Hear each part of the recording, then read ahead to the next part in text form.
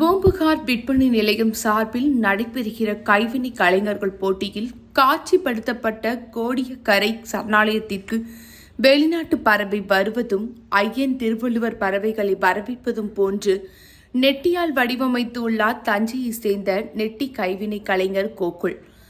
தஞ்சை மாவட்டம் கலை, இசை, நாட்டியம் இவற்றிற்கு பெயர் பெற்று விளங்குகிறது. தஞ்சை தலையாட்டி பொம்மை, கலைத்தட்டு, வீணை இந்த வரிசையில் புவிசார் குறியீடு பெற்ற கலைப்பொருள் நெட்டி வேலைப்பாட்டில் செய்யப்படும் கலைப்பொருள். தஞ்சையில் தலைமுறையாக கோகுல் என்பவர் நெட்டி வேலைப்பாட்டில் ஈடுபட்டு வருகின்றார். ராஜராஜ சோழன் பெரிய கோவிலை கல்லில் கலை வண்ணம் கண்டார்.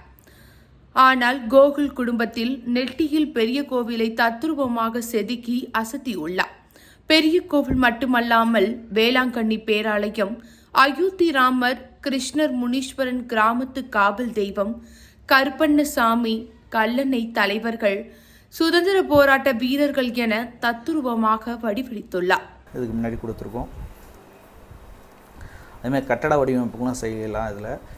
இதில் கட்டட வடிவமைப்புன்னு பார்த்திங்கன்னா பெரியார் மணியம்மை காலேஜ் அந்த வடிவமைப்பு செஞ்சுருக்கோம். ராஜேஸ்வரி டெம்பிள் மலேசியா அந்த வடிவமைப்பு செஞ்சுருக்கோம்.